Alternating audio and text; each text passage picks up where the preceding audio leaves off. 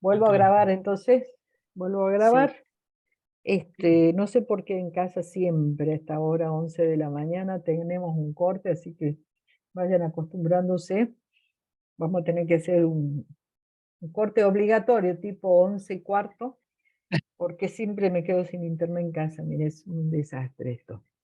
Bueno, entonces, les decía en cuanto a la definición de esta de lo que es delito informático, por qué se entiende, por qué se enmarca desde el punto de vista, digamos, todas las restricciones que tiene que tener como cualquier delito. Si no, no se entiende. Entonces, no cualquier cosa que se haga con una computadora, con una tecnología, es un delito informático, ¿no? Acá hay otra definición que también me gustó mucho porque habla de aquellos hechos ilícitos que vulneran los derechos y libertades de las personas que utilizan un medio o un dispositivo informático. Desde este punto de vista se habla de la responsabilidad de todos como ciudadanos, no como simples usuarios de la tecnología, cosa que ese concepto también les cuesta mucho a las personas, ¿no es cierto? Fíjense, yo sé que como ciudadano tengo que ir a votar, tengo que respetar las leyes, tengo que respetar la ley de tránsito, etcétera, etcétera, ¿no es cierto? Pero, ¿por qué con tanta liviandad utilizo las tecnologías para hacer daño a los otros? ¿No? O sea, es como que en el mundo virtual puedo hacer cosas que yo sé que en el mundo real no las puedo hacer. Ese clic, digamos, les hace falta a muchas personas, ¿no? En especial quienes creen que entran en un mundo de anonimato en la virtualidad para poder decir lo que ellos quieran de cualquiera, por ejemplo, ¿no? Em, y acá vemos cuál es el rol que tienen las tecnologías, porque acá tenemos que identificar tres casos muy puntuales. Uno es cuando eh, se requiere trabajar, digamos, con las tecnologías como objeto en sí mismo, y hay un delito como objeto en sí mismo. Entonces, por ejemplo, se destruye un hardware, se borran datos, se rompe un disco o cosas así. Luego es cuando se utilizan las tecnologías como medio para cometer un delito, como por ejemplo la falsificación de un mail, una estafa, ¿no es cierto? Llamadas, qué sé yo, acusantes a una persona o lo que fuera. Y la otra es cuando desde los propios dispositivos se encuentran elementos de prueba indirecta o prueba indiciaria, que yo ya les explicaba la otra vez. Por ejemplo, este es un ejemplo claro. Se constata la vinculación de un usuario con una empresa porque tiene una cuenta de correo de dominio corporativo. O sea, a ver, si yo tengo una cuenta de correo Ucasal Eduard, quiere decir que la institución me reconoce parte de ella misma, ¿no es cierto? Entonces no pueden después decir, no, no, no, la ingeniera Gallo no tiene nada que ver con nosotros. Y no, ¿por qué tiene una cuenta de correo? Y además, ¿por qué la tiene desde hace tanto tiempo? Etcétera, etcétera, ¿no? Entonces, eso no es una evidencia contundente de la relación que yo pueda tener con la Universidad Católica, pero colabora junto a otra serie de evidencias materiales para tratar de definir y de establecer ese vínculo, ¿no? Entonces, por eso es una prueba indiciaria. Y vamos ahora a la tipificación, o sea, ¿cuáles son los que se consideran delitos informáticos? Acá les dejé yo un link, después ustedes lo miran, en ese sentido el convenio de Budapest es muy claro, porque supongamos, identifica como delito informático a cualquier acceso ilícito, es decir, cualquier acceso indebido. El hecho de que alguien ingrese a una infraestructura, a una aplicación, a una base de datos, a cualquier contexto tecnológico, sin la debida autorización, eso ya es un acceso ilícito y eso sí se considera un delito informático. La interceptación ilícita, es decir, colocarse en el medio de la transmisión de datos, digamos, de manera ilícita. ¿Cuándo va a ser ilícita? Cuando no está autorizada por el juez. Las escuchas ilegales, por ejemplo, ¿por qué se llaman ilegales? Justamente porque no están autorizadas por el juez. Eso ocurre mucho. Los atentados contra la integridad de los datos. ¿En cuanto a qué se llama? ¿A qué hace referencia la integridad de los datos o la integridad de los sistemas? A la posibilidad de no vulnerar, sino digamos de destruir parte, de modificar parte de esos datos o de esas aplicaciones o de esos sistemas. El abuso de equipos o instrumentos técnicos, este es un dato muy interesante, este es un delito muy bien identificado, porque se dice que uno abusa de esos equipos cuando utiliza una computadora, una nova, un celular o lo que fuera, para eh, realizar cualquiera de los otros delitos informáticos. O sea que si a mí me acusan de acceso ilícito, seguramente también me van a acusar de abuso de equipo, porque con ese equipo que yo tenía en la mano, acabo de hacer un acceso ilícito. La falsedad informática, que tiene que ver obviamente con la falsificación del archivo, ¿no? Estamos hablando de falsificación del archivo digital, ¿no? Por ejemplo, qué sé yo saco una foto a un cheque, le cambio, lo vuelvo a imprimir y ya está el cheque. Eso no, ¿no es cierto? O sea, la versión digital de ese archivo que yo acabo de falsificar, esa sí se considera una falsedad o una falsificación informática. La estafa, en todas sus órdenes, que fíjense en que nosotros en nuestro país no tenemos la tipificación de la estafa informática o estafa virtual. Lo que tenemos es una gran legislación respecto de la estafa en general, el famoso cuento del tío, por ejemplo. Entonces, como que se da curso a cualquier tipo de estafas que uno quiera denunciar y demás por esa vía de la legislación tradicional y no desde el punto de vista de que eso sea un delito informático, porque todavía nosotros no lo tenemos reconocido como delito. La pornografía infantil, que siempre fue reconocida como delito mucho antes de manejarnos en los entornos virtuales, y que obviamente esto es tomado por el Convenio de Budapest inicialmente y de manera inmediata, los atentados a la propiedad intelectual, es decir, el resguardo de los derechos de las personas por ser autores de las cosas que ellos mismos promueven, y lo que es tentativa y complicidad, que también es muy interesante porque ese apartado hace referencia a la responsabilidad de las organizaciones respecto de las infraestructuras y de las personas que gestionan esas infraestructuras. Es decir, hay un acceso indebido, yo estoy como gerente de tecnología del banco, hay un acceso indebido y desaparecen o se dan a conocer los saldos de todas las cuentas corrientes de mis clientes y demás. Entonces, no solamente yo soy responsable por ser gerente TIC de ese banco, sino también que la gerencia general y hasta el directorio del banco es responsable por no haber instrumentado controles de auditoría y de gestión para que no me ocurra lo que me ocurrió a mí como gerente de tecnología, ¿no es cierto? Entonces, está bastante clara esta tipificación y demás. No en todos los casos los tenemos asumidos nosotros como delito legal, digamos, ¿no es cierto? Es decir, por eso es que el Convenio de Budapest y lo mismo que la Unión Europea dice, mire, nosotros sugerimos a los países que desarrollen toda esta legislación y la hagan propia, pero la sugerimos, la recomendamos. Cada uno de nosotros como país empieza a estudiar a ver de qué tipo, de qué forma se da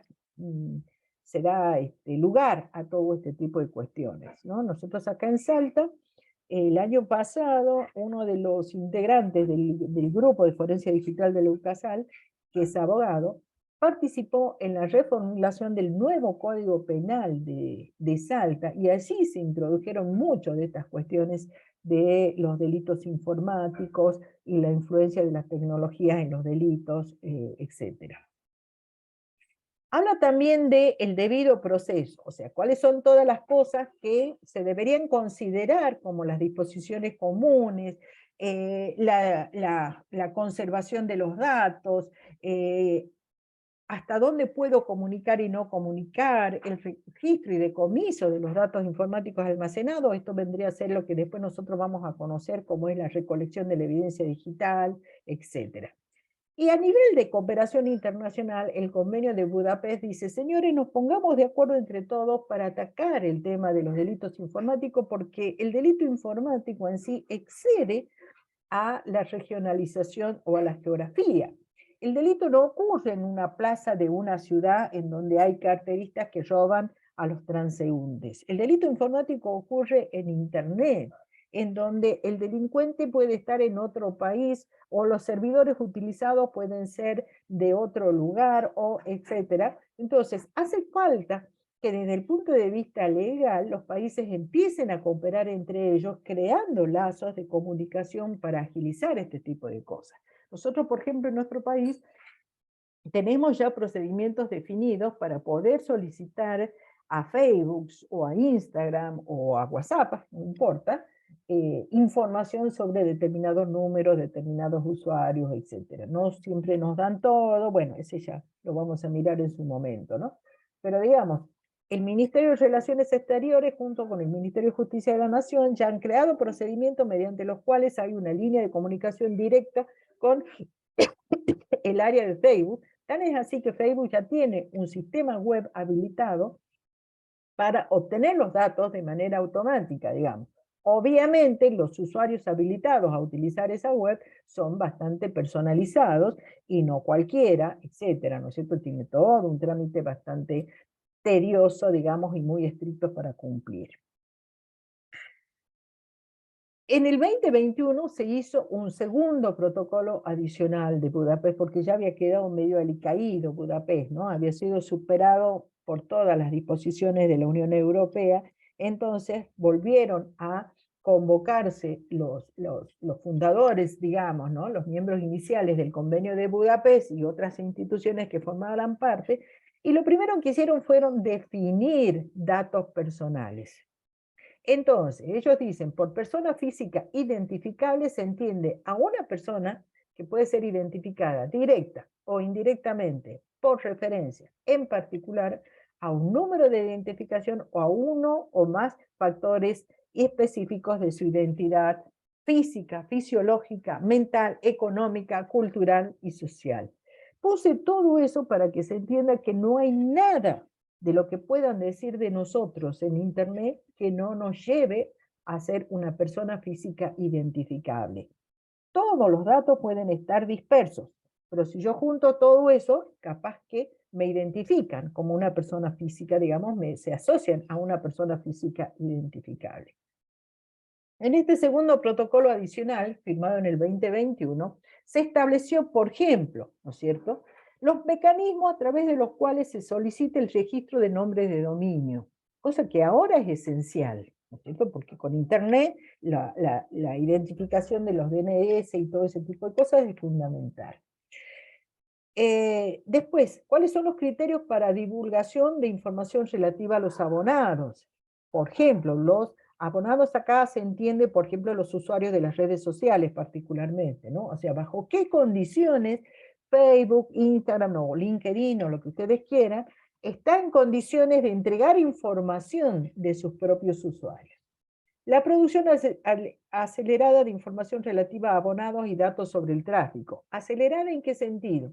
Que no lleve días, meses y años tramitar un oficio ante Facebook, ante esto o ante el otro, sino que sea de manera continua, de manera rutinaria, que se responda rápidamente.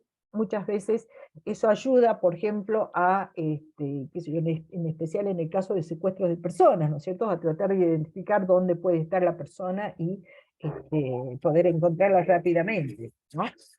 Todos los datos informáticos que se almacenan para casos de emergencia. Eso también tiene una... Ay, perdón, chicos, no sé si están escuchando, ustedes está pasando un verdulero por mi barrio. Perdón, pero bueno, el sábado es fatal para dar No, no clase. está filtrado. No hay problema, pasa en Ah, Santa Fe también. bueno.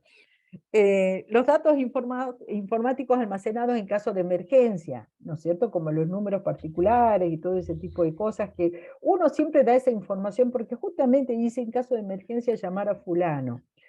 Bueno, eso es válido solamente en caso de emergencia, entonces hay que entender cómo tratar esa información. Videoconferencias para tomar declaraciones, aunque eso es todo un mundo, porque el otro día escuchaba que decía que, por ejemplo, no se le podía sacar, no se podían poner inhibidores de señales en las cárceles porque había que tomar declaraciones por videoconferencia a los imputados, y una cosa no tiene nada que ver con la otra, ¿no? Digamos, pero bueno, hay situaciones en donde se contempla la videoconferencia con toda la tecnología necesaria para ello, y obviamente también hay que controlar para que eso no sea mal utilizado. Armar equipos conjuntos de investigaciones y, sobre todo, fijar las reglas respecto del tratamiento de los datos personales. O sea, hay países que no tienen legislación particular sobre los datos personales, y ahí es donde hay muchos problemas después para avanzar. A ver, creo que acá, ahora que me estoy dando cuenta, no habilité a Pablo. Ah, no, sí. ¿Por qué no me sale la...? ¿Ustedes están viendo la transcripción? No, la transcripción nunca No, la vi, no, yo no. tampoco la vi. No, Vos sabés que subtítulos, ahí está. Español. Pablo dice que le salen, ahí está escribiendo. Ah, sí. Él debe tener activado alguna Ah, debe opción ser que de él. sí. Bueno, qué sé yo. Yo no lo Sí, me tengo acabo de activado. dar cuenta porque veía hasta el final la transferencia y digo, ¿qué pasó que ahora la veo hasta el final? Bueno, seguimos entonces.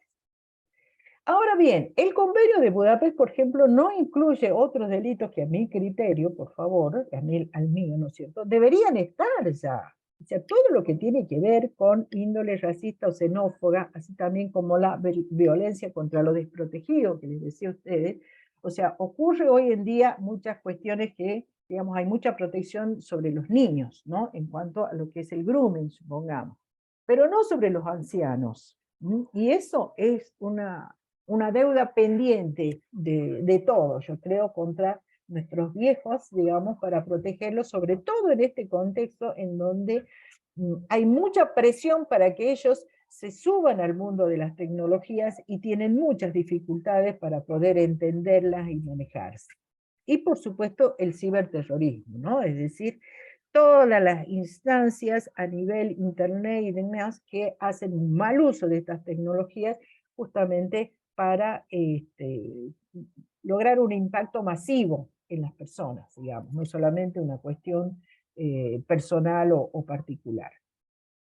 Estos son, por ejemplo, este es un cuadro que encontré muy interesante sobre cuáles son los ciberdelitos más frecuentes mediados por las redes sociales. Entonces, fíjense, nosotros vamos a encontrar evidencias en las redes sociales acerca de los delitos tradicionales y de los ciberdelitos que se llaman. En los delitos tradicionales podemos encontrar delitos penales o vinculados a familia, digamos, al derecho de familia o al derecho civil. En el caso de penales, obviamente, hay muchísima información que tenga que ver con homicidios, secuestros y ese tipo de cosas, ¿no? Extorsiones y demás. En cuanto a la familia, se busca muchísima información, los investigadores informáticos, que son como detectives informáticos, suelen trabajar muy bien buscando la información para las causas de divorcio o la de custodias de hijos y cosas así. Hay casos muy mentados en donde se han identificado situaciones en las redes sociales posteado por una de las partes que contradicen lo que ellos mismos dicen o las disposiciones que el juez ha dispuesto al respecto. En el contexto civil, todo lo que tenga que ver con fraude, seguros, robos, etcétera, también se puede encontrar muchísima información en Facebook, ¿no? Uno de ellos es, por ejemplo, ahora se está atacando mucho el tema del robo de las motos, de las motos de altas cilindradas, digamos, con la venta a través de Facebook, ¿no es cierto? Por supuesto que hay otras redes ocultas o no tan masivas en donde también se utiliza un mercado negro de todos estos elementos. Pero Facebook en particular es el ámbito habitual, digamos, para la compra-venta de cosas robadas, y eso los investigadores policiales lo saben y actúan mucho a partir de allí. En lo que es ciberdelito tenemos el ciberbullying, que se llama ciberbullying, pero no es nuevo, es el viejo y querido bullying que cada uno de nosotros habrá sufrido en su momento en la escuela primaria o lo que sea, qué sé yo, cuando un compañero se burlaba de nosotros y demás, nada más que ahora esto tiene un impacto impresionante, porque ya no es el patio del recreo de la escuela donde alguien se mata de risa de mí y escuchan 5 o 10 compañeritos que están a la vuelta. Esto ya es una publicación abierta respecto de situaciones que para mí son enojosas, vergonzosas o lo que fuera, y que la puede conocer cualquiera, que incluso ha dado pie a situaciones de suicidio en los chicos, ¿no? Es una cuestión gravísima que se está tratando de trabajar desde las escuelas, desde el contexto, digamos, de la psicología, desde el contexto educativo, capacitando a los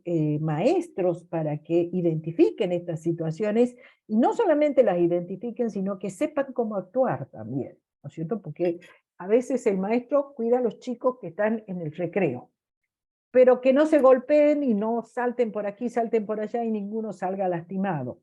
Pero no a los que están con el celular tiqui, tiqui, tiqui, tiqui, ¿no es cierto? Que pueden estar también incursionando en algunas de estas situaciones.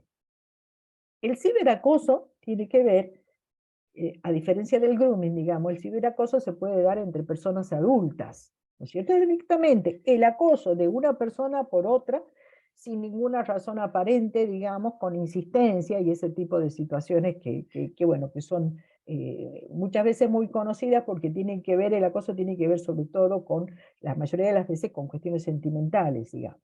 El grooming, que nosotros tenemos ya una ley de la cual estamos bastante orgullosos, aunque obviamente echa la ley, echa la trampa, hay muchas cosas que quedan por fuera, pero el grooming ya permite identificar el acoso de personas adultas hacia los niños fingiendo ser niños, y en ese lo que mucho ayuda son las redes sociales. Sexting, que tiene que ver con todo lo que es actividad sexual, digamos que las parejas publicitan y que después se transforma en eso que le llamamos la pornovenganza y demás. Y a la suplantación de identidad, que tiene mucho que ver con eso que decíamos de evadir nuestra propia vida, en donde yo digo que soy otra persona, que tengo otro nombre, que tengo otra foto, que hago otra cosa, etcétera, etcétera. Y bueno, ocurre mucho, yo he participado en causas penales en las que vemos que hay ciertos delincuentes que tienen 3 o 4 perfiles de Facebook diferentes, por ejemplo, 3 o 4 cuentas de Instagram y ese tipo de cosas, y en cada una de ellas se muestran de una manera particular, ¿no? Es, esto lleva a un estudio que obviamente no lo hacemos nosotros, ¿no es cierto?, pero que es de mucho interés para el ámbito de la psicología, para tratar de entender las diferentes personalidades con que esta persona se presenta en el mundo virtual. Estas son algunas estadísticas de los delitos informáticos. La gente de ODILA, ODILA, que es el Observatorio de los Delitos Informáticos de Latinoamérica, es una organización argentina, son unos chicos muy entusiastas que cada tanto largan estas encuestas. Ellos hicieron, fíjense, tomaron una muestra durante el primer semestre del año 2021 respecto de lo que son las estafas en los bancos, ¿no es cierto? Entonces, por ejemplo, el monto mínimo reportado de estafa en ese momento era 1.500 pesos y el máximo 4.900.000. El monto total 69 millones. La zona geográfica, todas las provincias argentinas, o sea que fíjense, estábamos hablando cuando recién intentábamos salir de la pandemia, donde el mundo virtual estaba a full trabajándose. Entonces, ahí es donde más afloró el tema de las estafas virtuales, ¿no? Porque obviamente los delincuentes ya no podían ir al banco a robarle el sobre con el sueldo a los jubilados, entonces se montaron sobre internet a hacer exactamente lo mismo, nada más que por los medios virtuales. Esta es otra estadística que indica, por ejemplo, esta es de una página, esto lo tienen ustedes referenciados ahí en la guía, esta es de una página que lo único que piden en esta página es que uno registre sus casos. Entonces yo digo, bueno, yo he sido estafada, qué sé yo, anoto allí, explico toda la situación, y cada tanto van buscando información, y ellos hacen esta clasificación en la que indican que, por ejemplo, la mayoría de las causas denunciadas tienen que ver con fraude, el 24%. Le sigue el phishing, que la diferencia entre el phishing y el fraude es que algunos pueden identificar que ese fraude se logró a través del phishing, digamos, otros no. ¿Queda claro lo que es el phishing? Bueno, lo explico por Sí, las dudas. sí, la diferencia con fraude sería la... La diferencia con el fraude es que vos tenés fraudes que no necesariamente entran por el lado del phishing. Claro, el phishing en el medio, digamos. Exactamente. Phishing es el medio en donde te presentan un link, en donde uno entra y lo que hace así es habilitar un malware que después toma el comando de nuestra compu, digamos así, y nos saca toda la información. Por ejemplo, ese es uno de los mecanismos de phishing, ¿no? Pero habitualmente, ¿por qué se identifica el phishing? Porque hay un link en el cual nos dicen, toque aquí. Y ahí es donde uno abre la puerta a sus propios recursos informáticos. En el fraude no. En el fraude puede ser, por ejemplo, ese caso muy mentado, ¿no es cierto? Capaz que ustedes deben haber recibido, de el abogado de Uganda que dice que murió su cliente con 5 millones de dólares, entonces que si nosotros le contestamos, nos va a decir cómo hacer para que nos quedemos con 1 millón de dólares, etcétera, etcétera. ¿No es cierto? Entonces, evidentemente ahí no hay clic en ninguna parte, pero termina convenciéndome el abogado ugandés de que le pase mi caja de ahorro, mi cuenta o lo que sea, y en última instancia lo que hacen es sacarme toda la plata a mí, digamos, ¿no es cierto? Eso también es un fraude. Estos son los delitos informáticos más usuales, digamos. No sé si delitos informáticos, ¿no? Porque acá, por ejemplo, pornovenganza no lo tenemos nosotros identificado como delito informático.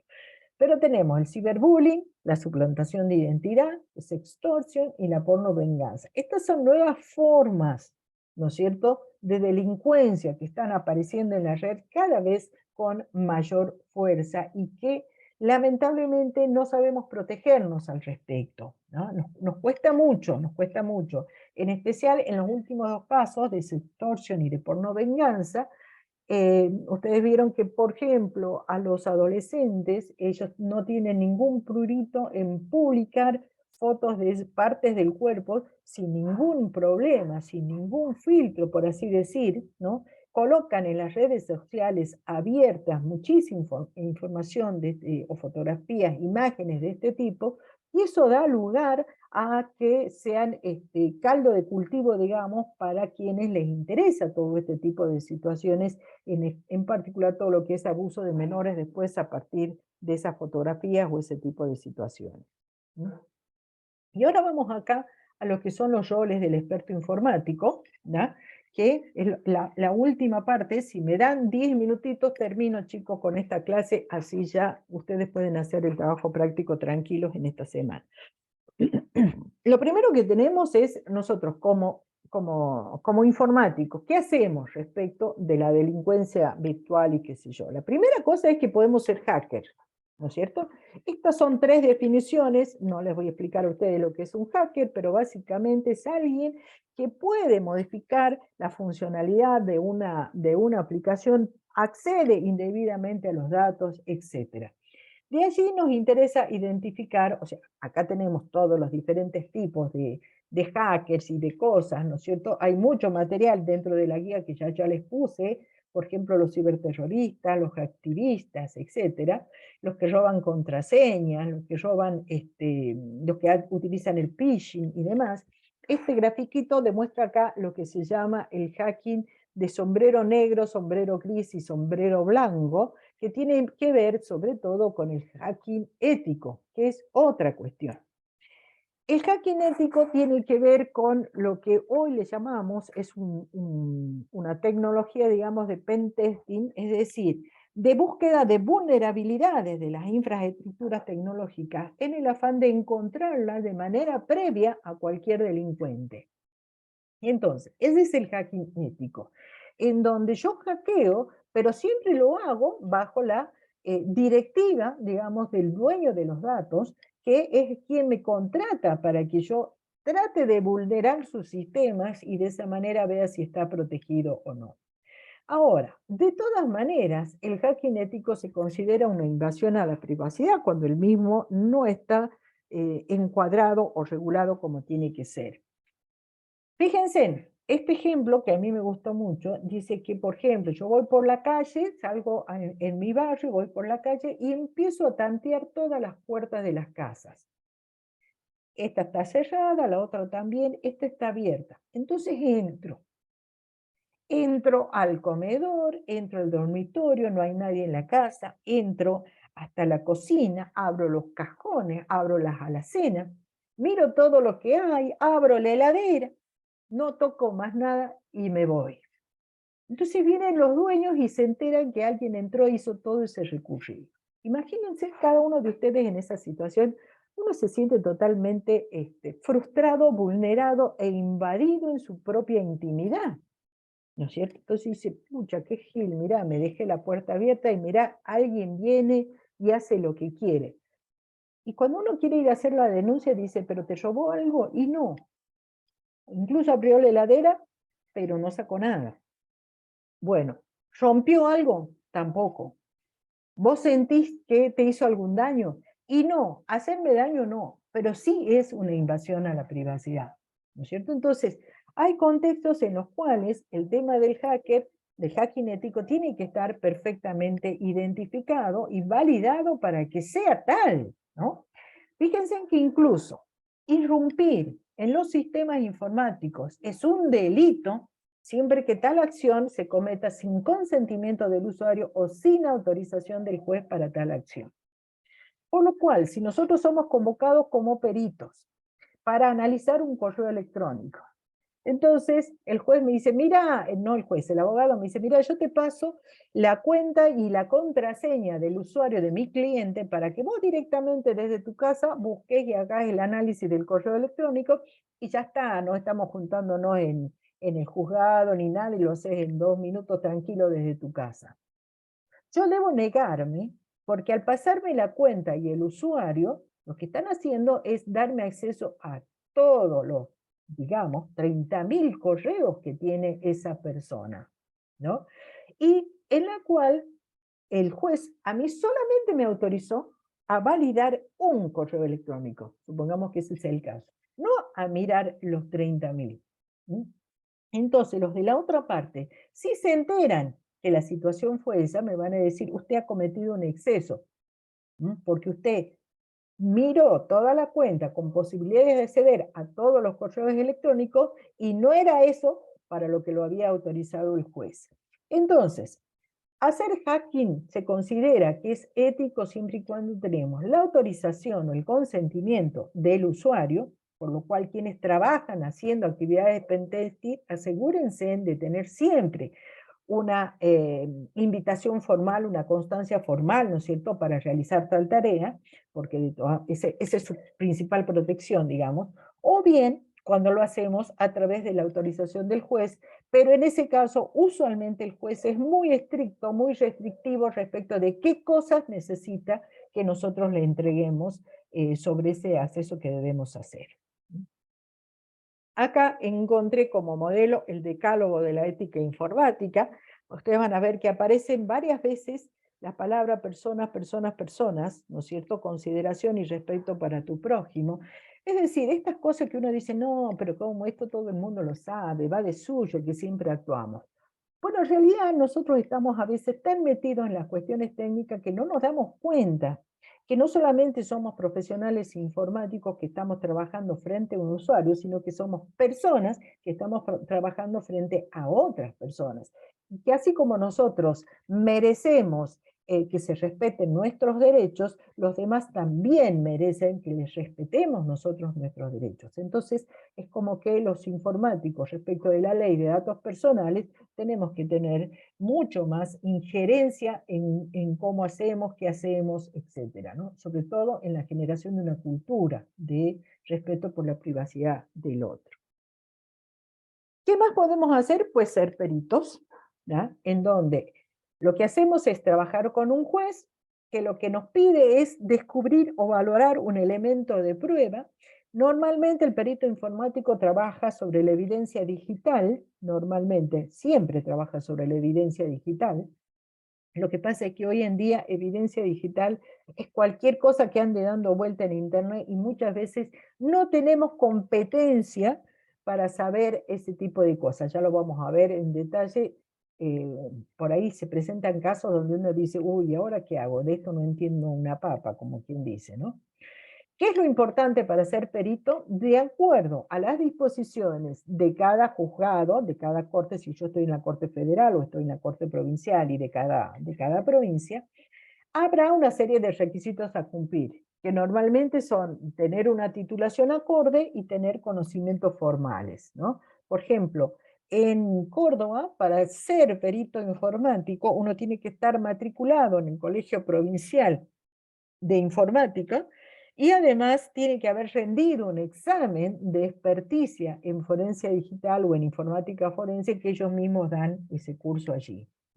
Si no, yo por ejemplo de acá de Salta, no podría actuar como perito informático en una causa en Córdoba.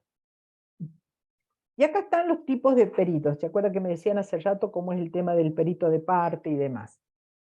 Hay tres tipos de peritos, digamos. El perito informático oficial, que es el que trabaja en el juzgado, normalmente son los peritos que están en los gabinetes de informática del Ministerio Público, es decir, así como el Ministerio Público Fiscal tiene, por ejemplo, un gabinete psicológico, un gabinete de medicina forense, un gabinete de ADN, también tiene un gabinete de informática forense, y allí, los que trabajan allí son peritos informáticos oficiales, se llama. Luego está el perito informático de oficio, que es el profesional independiente que se registra para actuar como perito en la Corte de Justicia y que es seleccionado mediante sorteo para participar en una causa u otra. Por ejemplo, yo voy y me inscribo en la Corte de Justicia de Salta, junto con otra tanta de registro, sí, X cantidad de peritos informáticos, y cuando el juez necesita un perito informático, manda un oficio al área correspondiente y le dice, sorteen un perito y pásenme el nombre para que pueda actuar en esta causa. De manera tal que el juez no sabe quién es el perito que va a ser seleccionado, ni nosotros como peritos sabemos cuál va a ser la causa en la que vamos a ser propuestos como peritos y demás. Tiene un gran inconveniente participar como perito informático de oficio y es la regulación de los honorarios, que ya lo vamos a ver también en su momento. Y luego está el perito informático de parte. El perito informático de parte es convocado por una de las partes, normalmente por el abogado. Y allí uno puede trabajar como asesor externo, digamos, no participa en la causa, pero sí asesora al abogado, es su mano derecha desde el punto de vista tecnológico, es el que le explica qué es lo que pasa con esta evidencia, qué es lo que pasa con esto, etcétera, etcétera, ¿no es cierto? Le traduce todo. Y la otra es, directamente por una de las partes, nos proponen ante el juez para ser perito de parte, ¿no? Esto ocurre normalmente en las causas penales. En las causas penales, el fiscal, que es el que hace la acusación, busca del Ministerio Público Fiscal al Gabinete de Informática y le dice, señores, necesito que ustedes me analicen todas las pruebas que haya en este celular. Entonces, ¿qué es lo que hace una de las partes? Dice, momento que ese es el celular de mi cliente y antes que haga ninguna pericia ni nada, yo quiero proponer un perito informático para que se asegure que la tarea que se hacen los del gabinete informático sea la adecuada, pertinente, etcétera, etcétera. Entonces ahí es donde uno entra a participar como perito informático de parte. La ventaja de esto, ¿cuál es? Que la regulación de honorarios surge a partir de un trato que uno tiene con el cliente que nos convoca, digamos, ¿no es cierto? Entonces, en ese sentido es mucho más flexible fijar los valores, la forma de pago, etcétera. No estamos atados a, como ocurre, por ejemplo, algunas veces, cuando uno trabaja como perito informático de oficio, hay causas en donde uno pide la regulación de honorarios y el juez dice, mire, momento, cuando termine el juicio y veamos quién es el que pierde y que tiene que pagar todas las costas, ahí le vamos a pagar a usted. Así que hay que esperar 2, 3, 5 años fácil para cobrar. Pero bueno, ya vamos a hablar de eso. Otro rol que podemos... Profe, Sí, sí, sí. disculpe, si vuelve Sí, la filmina para atrás, a le hago ver, una consulta. sí. Entonces, el perito informático oficial y el de oficio Mm, trabajan directamente por pedido del juez. En cambio, el de parte, es decir, lo que pasa es que Exacto. uno es, digamos, trabaja de manera permanente y el otro es el que se inscribe de manera, digamos, Exacto, privada. nunca sabés, vos como perito informático de oficio te escribís y digamos, a ver, en tu vida profesional vos Claro, desarrollas software, instalás redes, qué sé yo, das clases y además te te inscribiste como inscribís. perito. Está Y por ahí bien, te sale una causa, está bien. ¿me entendés? Es Estuvieron muy de moda estos muchachos en el caso de Nisman. totalmente, totalmente. Mira el caso Nisma, hay muchos casos. Ya les voy a pasar algunos de los casos de estudio. Hay uno de Jaime, el que salió poco, hace poco salió ya, creo que quedó liberado, el que era ministro de Ajá. Trabajo, no sé qué, que se mandaron una de novela los muchachos que hicieron las pericias allí, pero bueno, después los comento, así termino con esto. Decía Dale. entonces, el otro rol que podemos asumir es el investigador informático, que si bien no está formalmente definido, o sea, nadie puede, a ver, me voy a tal lugar a obtener el título de investigador informático, en realidad es una persona que trabaja como un detective privado informático. Habitualmente somos informáticos que nos dedicamos a través, por ejemplo, de las herramientas OSINT o de algún tipo de herramienta particular existente en Internet, a buscar información sobre las personas, ¿no es cierto? Se puede hacer la investigación de los delitos perseguibles, en donde, por ejemplo, desde el ámbito judicial nos dicen, mirá, necesitamos que investigues tal cosa, el perfil de Facebook de tal persona, fíjate qué más encontrás sobre este usuario en todo Internet, pongamos. O bien, quienes también trabajan para obtener y aportar información y pruebas sobre conductas de las personas o hechos, ¿no es cierto? También algunos de ellos intervienen en lo que es, supongamos, instancias de seguridad informática hogareñas.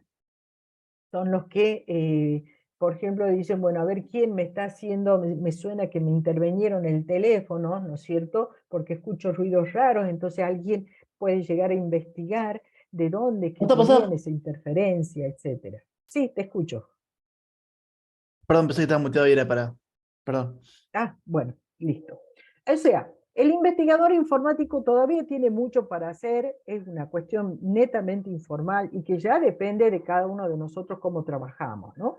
Hay peritos que incluso actúan como detectives encubiertos, digamos, generando, supongamos, cuentas falsas en Facebook para tratar de convocar a los pedófilos o ese tipo de cosas, ¿no es cierto? Y ponerse en contacto con esas personas y empezar una tarea de, digamos, identificación y seguimiento, ¿no?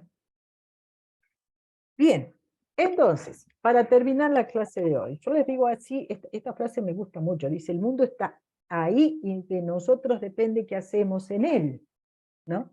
Fíjense que esto yo, cuando doy mis clases en la en las carreras de grado, insisto mucho con los alumnos porque ellos creen que desde el ámbito de la informática nosotros damos un servicio, pero somos ajenos, no somos responsables de esos servicios que damos, ¿no? Y yo creo que esa es una de las principales cuestiones que nosotros tenemos que empezar a generar en nuestros, o que normalmente generamos, digamos, en nuestras cátedras de grado, que es la responsabilidad profesional frente al buen uso de las tecnologías. La ética es un valor profesional fundamental, no solamente porque es exigible en el ámbito de la justicia, sino porque debe ser una guía en toda nuestra actividad, no solamente cuando sea perito, ¿no? Sino como persona de bien, como dirían las abuelas.